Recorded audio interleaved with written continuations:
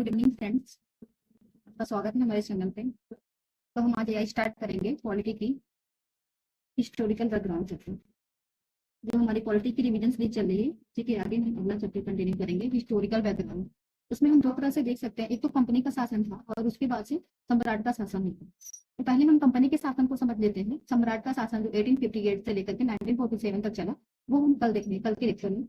तो आज स्टार्ट करते हैं हम कंपनी का शासन 1773 टू 1858। जैसा कि हमें पता है, शुरुआत में जब 1602 में ईस्ट इंडिया कंपनी भारत आई थी, तो वो व्यापार करने के पर्पज से आई थी।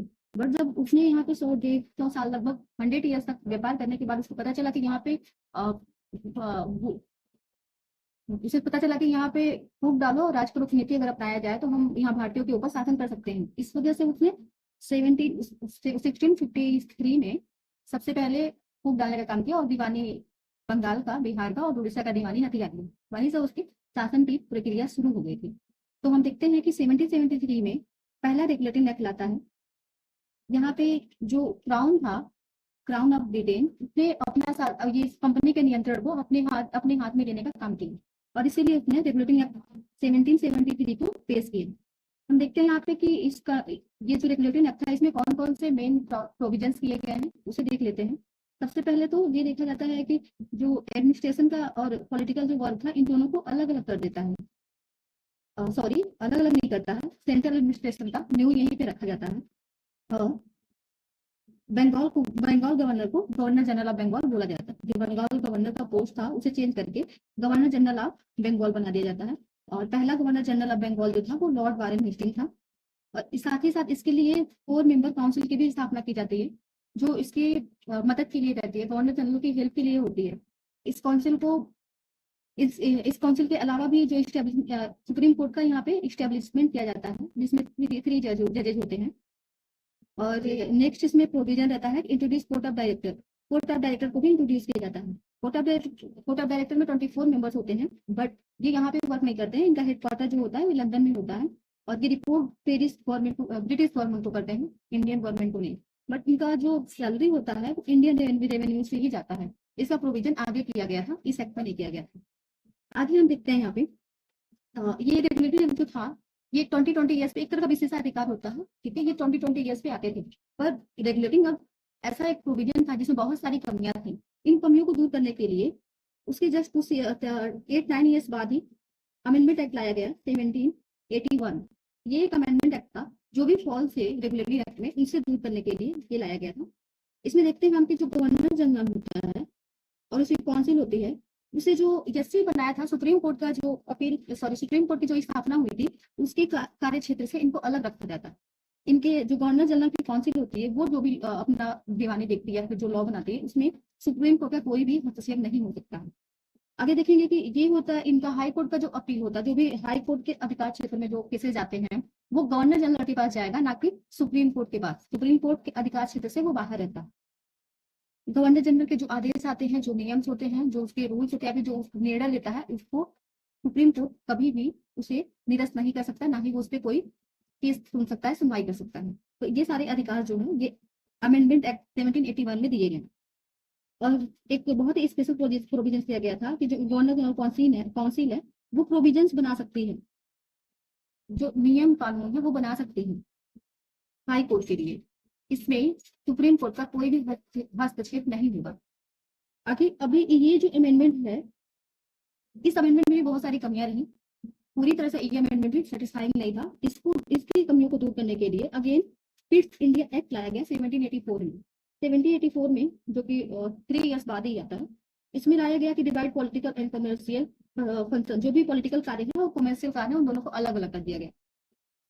दूसरा कार्य इसमें किया गया कि ये जो बोर्ड ऑफ कंट्रोल था, इसमें बोर्ड ऑफ कंट्रोल का इस्टेब्लिशमेंट किया गया, मतलब स्थापना की गई, जिसका कार्य था पॉलिटिकल, जो भी पॉलिटिकल वर्क है उसकी देख रेख करना। पहले एक ही जो गवर्नर काउंसिल थी वही पॉलिटिकल और कमर्शियल दोनों भी कार्य देखती थी और ये सेम ईस्ट इंडिया कंपनी ही करती थी। बट जब नई ये बोर्ड ऑफ कंट्रोल बनाया गया तो बोर्ड ऑफ कंट्रोल जो थी वो कमर्शियल कार्य को अलग कर दी थी और ये पॉलिटिकल वर्क अलग हो गया था। आगे देखते हैं ड्यूअल गवर्नेंस को स्टार्ट कौन किया था। तो सबसे पहले तो ये पूछा जाता है कि कौन से प्रोविजन के थ्रू ड्यूअल गवर्नेंस की स्टार्टिंग हुई थी। तो डुअल गवर्नेंस जो है स्पिट्स इंडिया एक्ट के थ्रू लाया गया था, और इसको लाया कौन था? Lord Cornwallis. ये बंगाल गवर्नर जनरल था।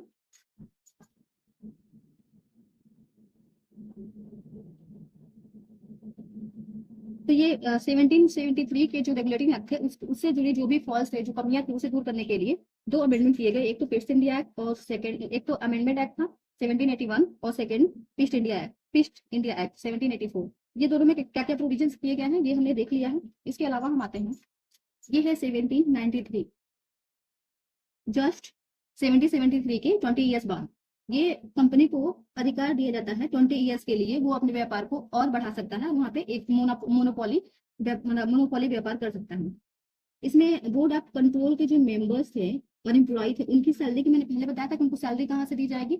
इंडियन रेवेन्यू से। बट इसका प्रोविजन वहां पे नहीं किया गया था, यहाँ पे किया गया है कि जो बोर्ड ऑफ कंट्रोल है, इसके जो 24 मेंबर्स हैं, इनको जो सैलरी दी जाएगी, वो सैलरी, ये काम तो करेंगे लंदन में, इनका हेडक्वार्टर तो वहां पे है, और ये काम कर रहे हैं ब्रिटिश गवर्नमेंट के लिए, पर इनको सैलरी दी जा रही है इंडियन रेवेन्यू से। तो ये याद रखना, इंडियन रेवेन्यू से इनको सैलरी दी जा रही है, और ये एमसीक्यू बन के भी पूछा गया है इसको। फिर अगेन आपको 1883 में 20 ईयर बाद नेक्स्ट आता है चार्टर एक्ट, जिसमें भारतीयों को पहली बार ऐसा प्रोविजन बनाया गया था। इसके पहले कभी भी भारतीयों को ध्यान में रखे कोई प्रोविजन नहीं बनाए गए हैं। ये पहला ऐसा एक्ट आता है 1813। इसमें शिक्षा, भारतीयों की शिक्षा पर 1 लाख रुपए खर्च करने के लिए ब्रिटिश गवर्नमेंट सहमत होती है। और इसमें भी ऐसा प्रोविजन था, मैंने यहाँ पे लिखा नहीं, मेंशन नहीं किया, पर ऐसा प्रोविजन था कि जो जो ऐसे मतलब पढ़े लिखे जो व्यापारी टाइप के हैं, या फिर जो पढ़े लिखे शिक्षित लोग हैं, या जो रिच है, उन्हीं के बच्चों को पढ़ाया जाएगा। पहले उनके बच्चों को शिक्षित किया जाएगा, और वो लोग जाकर के फिर जो छोटे तबके के लोग हैं उनको शिक्षित करेंगे। ऐसा प्रोविजन था। पैसे तो खर्च किए जा रहे थे, बट इसका फायदा पूरे इंडिया के सभी लोगों पे नहीं हो रहा था। जो उच्च तबका था, उन्हीं को खाली इसका लाभ हो रहा था। आगे आते हैं, हम नेक्स्ट देखते हैं यहाँ पे 1833। ये एक्ट जो था ये 2020 ईयर पे आ रहा है, ये आप ध्यान रखना। 1793 में आया, फिर 1813 में आया, और 1833 चार्टर एक्ट भी था। इसमें क्या किया गया? बंगाल का पहला मोस्ट प्रोविजन था। बंगाल के जो गवर्नर जनरल थे, जीडी था वो, उसे क्या किया गया? इंडिया का गवर्नर जनरल बना दिया गया। सबसे बड़ा प्रोविजन यही था इसमें कि उसे इंडिया का गवर्नर जनरल बना दिया गया। और इसके साथ ही पहला गवर्नर जनरल कौन है, इस पे बहुत सारे एमसीक्यू पूछते हैं, खास करके वनडे एग्जाम्स में। तो पहला गवर्नर जनरल जो था वो विलियम बेंटिक था, ये याद रखना आप लोग। इसके बाद और भी क्या क्या फीचर्स रहे इस एक्ट के, इस चार्टर एक्ट के, हम देख लेते हैं। इसमें एक महत्वपूर्ण आदेश ये दिया गया कि जो भी कंपनी के कॉमर्शियल कार्य हैं, जो वर्क थे, उसे बंद कर दिया जाएगा। अब कंपनी व्यापार नहीं करेगी इंडिया में, ओनली एडमिनिस्ट्रेशन करेगी। तो ये याद रखना है कि इससे जो कमर्शियल वर्क है उसे फिनिश कर दिया गया, उसे एंड करके, और इसके जो पॉलिटिकल वर्क है वो स्टार्ट हो गया है। ओनली पॉलिटिकल वर्क, मतलब यहाँ पे खाली राज करना था ब्रिटिश को। आगे आते हैं कि इनका जो काउंसिल था, गवर्नर जनरल काउंसिल, पहले तो 3 मेंबर थे, पर इस एक्ट के थ्रू 1833 एक्ट के थ्रू उसमें एक और मेंबर को बढ़ा दिया गया। इस गवर्नर जनरल काउंसिल में 4th मेंबर आ गया, और वो चौथे मेंबर से लॉ विशेषज्ञ थे, लॉ एक्सपर्ट। क्या उनका पहले लॉ एक्सपर्ट का नाम जो था वो मैकाले था, लॉर्ड मैकाले। आप लोगों ने सुना होगा लॉर्ड मैकाले जो था, ये भारत में विधि विधि ऐसे कुछ बोलते हैं, मुझे अभी याद नहीं आ रहा एग्जैक्टली क्या बोलते हैं, मैं इनको लॉ मेंबर कहा जाता था।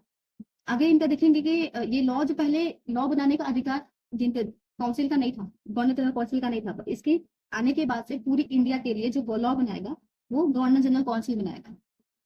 आगे देखेंगे पहले जो अपॉइंटमेंट होती थी, नियुक्तियां होती थी, इसमें डिस्क्रिमिनेशन होता था, भेदभाव किया जाता था, जाति के हिसाब से ही नियुक्तियां होती थी। पर 1833 के काउंसिल 1833 के एक्ट के बाद ऐसा प्रावधान किया गया कि जो भी पद के लायक होगा, उस पोस्ट को, जो भी उस पोस्ट के ऐसे कह सकते हैं कि मतलब पोस्ट के काबिल होगा, वो चाहे किसी भी कास्ट का हो, किसी भी जाति का हो, उसे अपॉइंट किया जाएगा। तो यहाँ पे जो भी डिस्क्रिमिनेशन था, भेदभाव था, उसे खत्म कर दिया गया।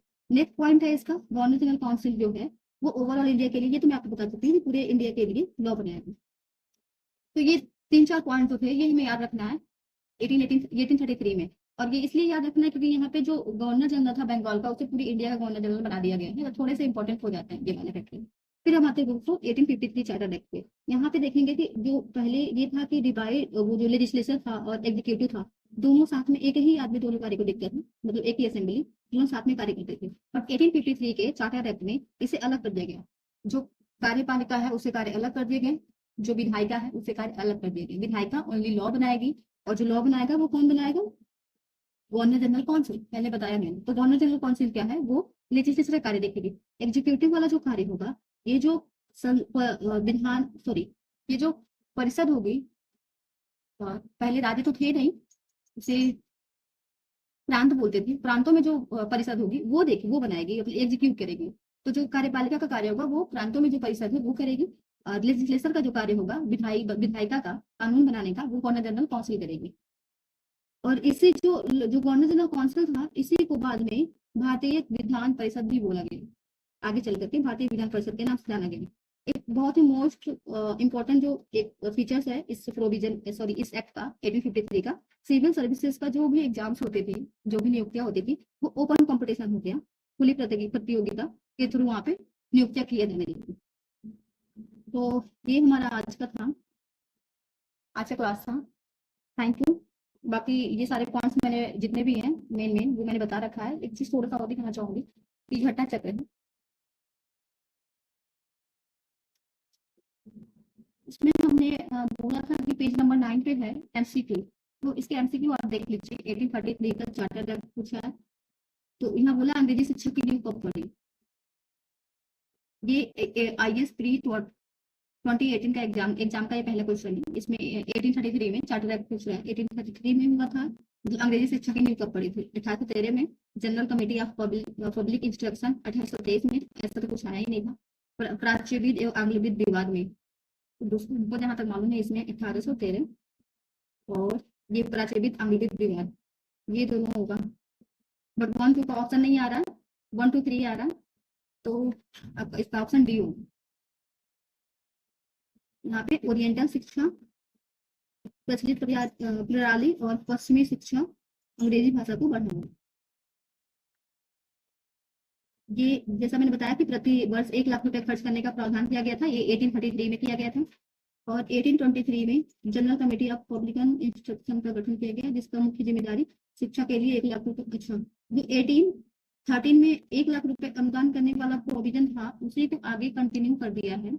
एक कमेटी बना करके, कमेटी के थ्रू 1 लाख रुपए वो पे करेगी।